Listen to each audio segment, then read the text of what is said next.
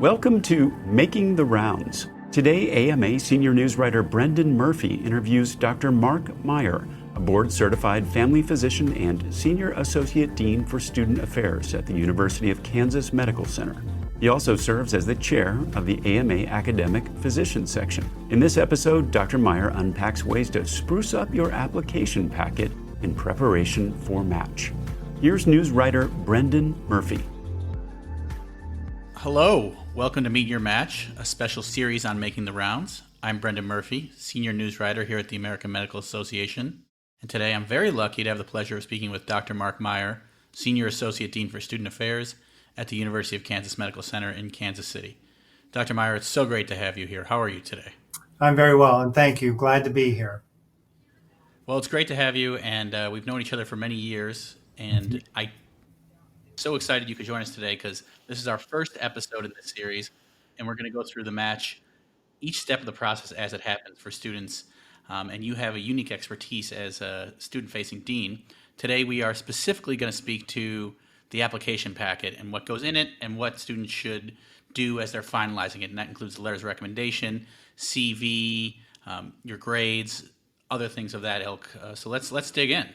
Very good. So I think a good starting point here is talking about your unique expertise and experience with guiding students through the match process and the opening stages of it. Can you tell us about that a little bit? Sure. I've had the very good fortune of serving as a student affairs dean for 22 years. And prior to that, I served 5 years as a residency program director in family medicine. So I've had the opportunity to see the match from both the residency side and now considerably so through the student side. So I've learned a lot. The match has changed considerably over that time frame, and it is a very challenging, stressful time for students. So the more information, the better information we provide students, I think the better we can help ensure a positive outcome for them. And looking at these opening stages of the residency application process, can you talk about the steps and how the ERAS, the electronic residency application service, works? Sure. You know, the ultimate goal of the residency application process is to allow every student to have a joyous match day, which is the third Friday of March each year. Before that, on Monday of match week, is what I call Melancholy Monday. Melancholy Monday, when they find out if they did not match. That leads to a process known as SOAP Week, where they scramble to secure a residency position, and that is a very stressful time. So I kind of prepare our students that our goal is to avoid SOAP. SOAP is a 4-letter word, and we want to do anything and everything we can in our power to prevent that, which takes us to the residency application process.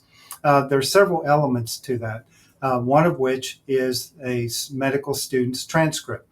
Schools upload the transcript to the ERAS program, along with a medical student performance evaluation, also known as the MSPE. Previously, it was known as the Dean's Letter. Central to the ERAS application process is the actual application, which medical students would recognize as very similar to the AMCAS application, which they completed in their application to medical school. So the actual application details all of their demographic information, their educational experiences, service, leadership, research experiences, and various other things that contribute to who the individual student is.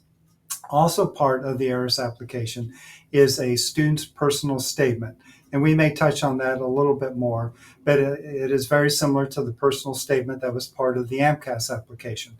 How the student arrived at their selection of a residency specialty, what they are looking for in a program, and possibly what are their long-term professional aspirations. Also feeding into the ERAS application are letters of recommendation. A unique feature of that is schools, offices of student affairs do not upload letters. Letter writers themselves have to upload that letter. So that there is no manipulation or conveying of any confidential information from a letter writer's letter before it goes into the ERAS basket, if you will. So those are the essential elements of the residency application. some of those aspects of the residency application are sort of set in stone. You talked about transcripts and letters of recommendation. You're not going to be able to tweak those last minute as we sit Correct. here a few weeks from applications opening via ERIS. What are some of the last minute tweaks students can make? Well, they want to ensure accuracy of their ERIS application. Everything that is detailed in that application must be clear. For those things that may not be readily apparent to a third-party reviewer, they need to provide a succinct yet complete description of what that activity is. For example, a community service activity may have great name recognition in our community, but mean nothing to people in multiple other states where the application may go. And it really bears mentioning accuracy, proper grammar, proper punctuation, attention to detail is essential. And to share it in an example, it is easier to dislike an application, dislike an applicant, than it is to potentially like an applicant, because that can take some work.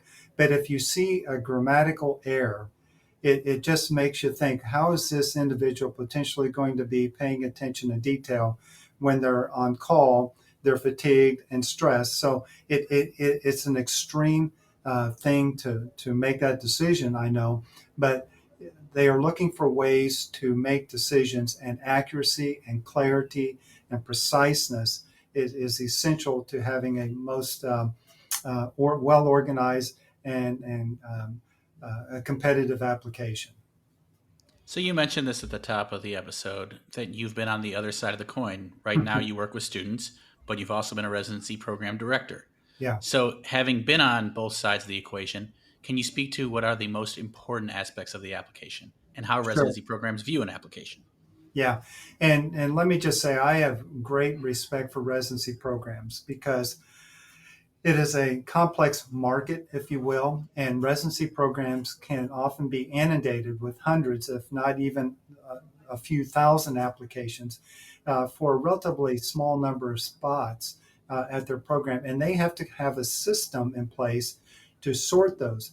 They, for the most part, all want to review applications in a holistic, thoughtful fashion, but it is a volume issue.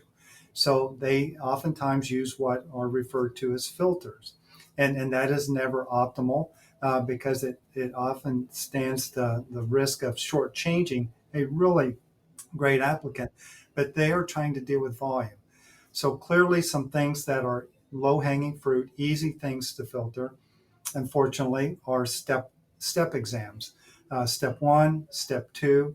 Historically, step one has had a disproportionate impact in residency decision making, and that is poised to be changed with step one this year going past fail. Yet the downstream effect is unfortunately probably step two, which will continue to be a three digit numerical score, will probably ascend in importance. And the fundamental problem with that is students don't take step two till their fourth year, early in their fourth year. So if that doesn't fall into place at a potentially competitive level, a student may, in fairly short order, have to reconsider what they're applying for because, unfortunately, the residency marketplace features a competitive spirit. There are a finite number of residency positions in every specialty, and the more competitive specialties typically have the fewest number of positions in the match. So a lot of things have to be aligned, but clearly you want every applicant to bolster their what I refer to as portfolio through research, leadership, service, potentially outstanding letters of recommendation. Again, those letters can speak to the character, work ethic, professionalism of the applicant. That's all great insight. And this is as you said earlier, this match is a little bit unique in that we will still see step one scores. Yes. I would ask, you mentioned earlier proofreading, grammatical errors. What are some other common mistakes make in the application packet, and where in that packet do they tend to fall? Yeah. Yeah. Thank you for that question. And I would say a mistake that a student can often make is misjudging their level of competitiveness. And again, I am a student advocate. I do everything in my power to help our students be successful. But the residency marketplace, it's competitive. And if a student has, and I'll speak in the extreme, let's say a setback on a step exam, or they have to repeat a course in medical school, in many respects, that makes them less, if not completely non-competitive for some of the more competitive specialties, such as surgical subspecialties, dermatology. And so if they can be a wonderful human being and a potentially future outstanding physician, yet those are things that are probably going to eliminate them from consideration. So if they are not applying to a specialty where they can really leverage their strengths and minimize their weakness, in this case, a step exam or a course, that they are prone to have a less than positive outcome on the match. Other things that they can do to bolster their competitiveness is just to make certain that they select individuals who provide letters of recommendation that can really speak to the essence of who they are, their contribution, their sincerity, conscientiousness, and care of the patient, and carrying out their other professional duties. So it kind of sounds like there's a measure of sort of self-reflection and just sort of understanding where your strengths lie. But in Yes. terms of understanding how competitive an applicant you are, how would you recommend students go about that process? Yeah, that's an excellent question. Fortunately, there are a number of resources available both at the local school level as well as national. I frequently encourage our students to have conversations with program directors from the specialty that they are wanting to go into. They can also consult with national resources through the AAMC, such as the Careers in Medicine, as well as the Residency Explorer tool. Both of those tools can provide some information about what those specialties are looking for. And of course, AMA has an outstanding program referred to as FRIDA. It too provides very useful information that can help a student gauge what is their level of competitiveness relative to the national field. Yeah, and again, competitiveness is measured in different terms, but it is generally viewed as the match rate in a specialty. Is that fair? Yes, and I guess the other way to look at it is, do they have, well, I guess it's the match rate as you described. Some specialties have few to no open spots uh, at the beginning of match week. So there's little chance for a student, say, who is unmatched in ortho to find a spot that they could potentially scramble into or soap into. And so right then they're immediately looking at what is a different specialty that they might be willing to compete for and hopefully be content with, or at least position themselves to um, serve as a intern in that specialty and possibly reapply through the match the following year. You took care of the nation. It's time for the nation to take care of you.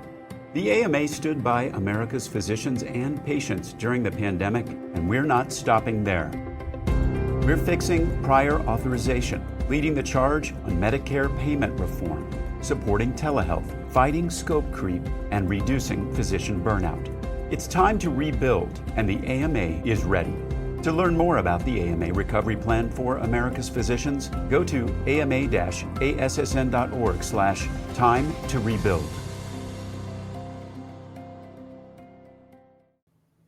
So, as you mentioned at the top of the podcast, this episode is about how you can avoid soap. However, Yeah. you can get fruitful outcomes through soap. And a little plug for what we're doing here, we're going to have a soap episode when the time arises in March.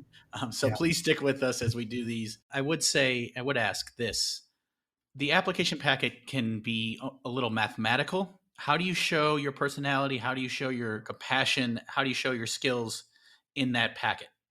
Yeah, another great question. And I would say principally through your personal statement, because that is where your true personality, the listing of lived experiences, services that you've been part of, a meaningful patient encounter, where you can really convey to the letter reader or personal statement reader what makes you tick.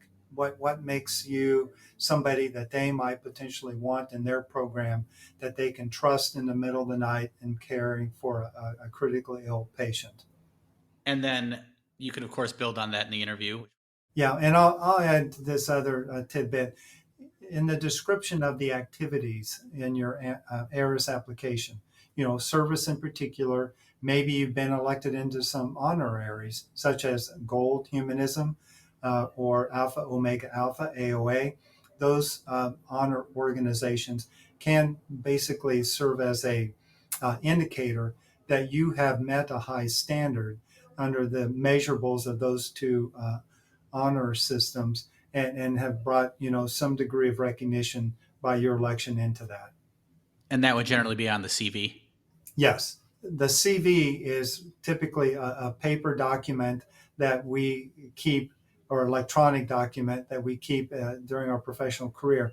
A CV is basically translated then into the ARIS application, and the ARIS application obviously allows for greater elaboration on what various experiences are. So a CV is a helpful organizing tool so that when you sit down and start to fill out the ARIS application form itself, you have all the key elements you want to populate ARIS with right there in front of you. That's great. That's very helpful. And if you want more information on preparing your CV, we have a wonderful story that Dr. Meyer collaborated with me on the AMA website that should be helpful in the process of constructing one of those. You mentioned that there is sort of always an evolution of the match process. There are some new elements to the application. Yeah. Those include preference signaling and supplemental applications. Can you discuss those a little bit and what specialties and how they are specialty specific? Yeah, it is a relatively new feature. Medical schools have had supplemental applications for many, many years, but it's a relatively new feature for certain specialties, some, but not all, but there are many. Likewise, the signaling process. And fortunately, ARIS, which is the Electronic Residency Application Service, provides an excellent information packet that is distributed to all students who register for the match that really details what are the elements, how are they used, and how an applicant can use them potentially to their benefit. Some of the supplemental packets are listed as optional, and my advice to students is you should seize that because it's still another opportunity for you to express an element of who you are to a residency program that may help you secure an interview. So by all means, complete that as thoroughly, completely, and accurately as you can. The signaling process is also new, and it is very varied. Forgive my redundancy there, but some specialties you can list maybe two top programs. Others, it's maybe 20 to 30. So it's kind of all over the board as programs are starting to kind of use this, figure out how it might help and assist them in their decision-making process. But again, because it varies from specialty to specialty, I would refer students to this ARIS document, as well as specialty-specific information websites or packets to learn the precise way in which that specialty is planning to use those elements in their application process. And just for background, the way the preference signaling process works is a student expresses specific interest in a desired institution. That could be as many as 30 or as few as 3, and it's going to vary greatly, as you said, by specialty. Correct. So this comes to a question that I think a lot of students have this time of year. How many schools should they apply to? In recent years, that number has been on the rise, but is there a magic number? Is it case dependent? Is it specialty dependent? How do you counsel students on that decision? Oh yeah, that's a really hard question, and it truly can vary from student to student, specialty to specialty, level of competitiveness, and your geographic location. How well known, if you will, is your school? What's the professional reputation of your school? So let me try to kind of tease that out. So for the more competitive specialties, such as surgical subspecialties, dermatology, you probably need to apply to more than if you are if you will, solid candidate applying for primary care. There are stories, and from time to time, even my students, despite our advice telling them not to, apply to over 100 programs. I respect what their mindset is, because this is the most important application of their life today, and they do not want to leave anything to chance. It's a very expensive proposition to apply to that many, but we are also counseling them that the goal of your application process should be to secure double-digit interviews, ideally in the 12 to 15, maybe 18, depending on the specialty, with the ultimate goal of being able to um, rank in low double-digit programs, because the NRMP, National Residency Matching Program, has done studies, and they show the more interviews, the more you rank, the greater the probability you will match. So we are utilizing that tool to help guide our students. But clearly, it ultimately boils down to how many interviews do you get. So what has happened is, with the onset of virtual interviews, there has been an uptick, and so students are ranking more, but it's also clogged, if you will, the system a bit. Programs have adapted. They are interviewing more students than ever before. And so it has evened out a little bit. Plus, doing virtual interviews is far less labor intensive than in-person interviews. So it hasn't been a huge increase in workload. But there does come the law of diminishing returns, where if you are not strategic in where you apply, it's basically a foregone conclusion you're not going to get an interview. So I'll use my institution, University of Kansas, located in Kansas City, Kansas. We have I think, a solid reputation in the greater Midwest. Historically, our students have matched well in the greater Midwest, from the mountains to the Appalachians, along the Southeast corridor. But we have placed students in literally all 50 states, or at least every state that has a residency program. But our students are best advised to apply to programs in the greater Midwest, where they have a greater likelihood of possibly having a graduate of our school in the past. Hopefully, that person left a very positive reputation. So it increases the likelihood that a student will not only interview, but then possibly rank, because residency programs want to interview individuals that they have a high likelihood of, one, wanting to rank, and two, if ranked and if selected, that they come to their program and do a good job. So I know I've talked a long time and not really answered your question, but it really means it depends. But we tell our students to be strategic, apply to programs where you are competitive based on the national data that we have. As a backup plan, you should possibly interview in another specialty. For example, if you're interested in orthopedic surgery, you might want to also apply to general surgery, or if acceptable to you, maybe radiology or anesthesiology. You have to have a plan B. So if you're in primary care and you're a mid-level to maybe competitive, your plan B may be just interview or apply to more academic programs in the greater Midwest, and maybe a few others, maybe even some community-based programs. So it's really trying to build out a balanced portfolio of aspirational programs, as our students, or REACH programs as students call it, to solid programs, which are where you are most competitive, and then safe investments or safe applications, maybe to community-based programs, because the goal, again, is to have a job at the end of medical school. So for this 22-23 match cycle, September 7th is the day that applications open, while residency programs can't see them till later in the month, that date being September 28th. Is there any reason to get it in right away, or is it better to have it right? It's better to have it right. We always encourage our students, don't wait till the last minute, because historically, the electronic databases or systems surrounding the ARIS opening date, the SOAP period, they bog down, they crash.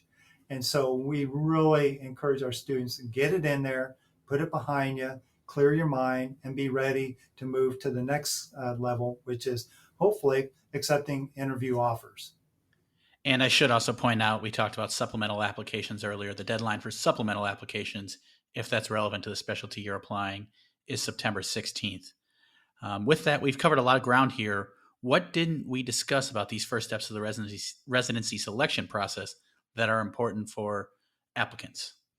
Yeah, and thank you for asking that question, because it is important that students understand there is the formal residency application cycle, if you will, that begins during your senior year.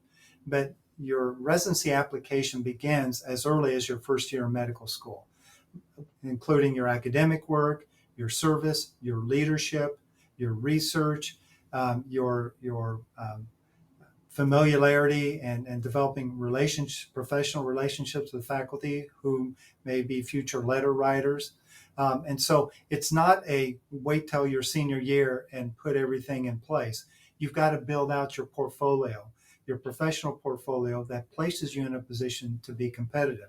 A fundamental part of that, and it's not necessarily needed by all applicants, but is an important process known as the Visiting Student Program or Learning Opportunity, VSLO. And that is a program that opens up during the spring of med students' junior year, and they can apply to do a 1 month rotation at another institution. That is often called, in-person interview in and of itself. And so they can go and spend a month with people within the program, both faculty and residents. They get to know your work ethic, your personality, your professionalism, and that's an extended interview, which is clearly, generally speaking, much better than a couple-hour virtual interview. So if it's feasible, and I realize it's not feasible for everyone because it's expensive. Typically, students have to pay double rent, both at their home institution, whatever city or program they're rotating at. They have to make do with new food arrangements and housing arrangements and the like, transportation arrangements.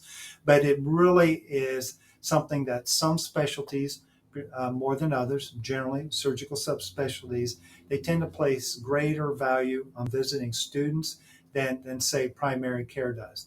So that is clearly something. And then I also encourage students to really study how the match works so that they understand what are the key components, how to rank programs. Lastly, I also recommend looking at the NRMP website. There's a biannual program director survey, and by specialty, they break down what are the most important things that program directors in that specialty consider when viewing an applicant. And so they rank order lists, from 1 to 20, the things that program director, that specialty place greatest priority on. And so I think it's good then for students to understand the workings, the machinery of the match, but also what do residency programs look for as they are reviewing applicants for their program. And I would also ask, in terms of guidance, maybe you could speak to who students should be speaking to as the clock winds down here and the application deadline looms. Yeah, well, every school in the country has an Office of Student Affairs with a person like me there to really help guide, shepherd, support every medical student applying to the match. We are all in student affairs. We want our students to be successful. We want them to achieve their dreams. And so we're clearly advocating for our students. Sometimes that means we tell them information that they may not necessarily want to hear, but our goal is to help them be successful. So we are not in a position to tell a student not to try. That would be wrong of us. But we should counsel them that they may not be as competitive as they need to be to have a high probability of success. Therefore, they need to have a plan B or a backup plan, because again, guided by our goal, we want every student to have a joyous match day in March, and we want them to have a job upon completing medical school. Well, I think that just about covers it for this first episode of Meet Your Match. It was such a pleasure to have you here, Dr. Meyer. I've been Brendan Murphy. I'm a senior news writer for the AMA. Thanks for joining us for this special series for Making the Rounds, and stay with us as we go through other topics. Next big milestone is, as you mentioned, interview invitations. So we look forward to covering that in some depth. So thank you so much for your time, Dr. Meyer. Thank you, Brendan, and I really appreciate having the opportunity. Good luck to all the applicants. Good luck and stick with us. You can subscribe to Making the Rounds and other great AMA podcasts anywhere you listen to yours, or visit ama-assn.org/podcasts. Thank you for listening.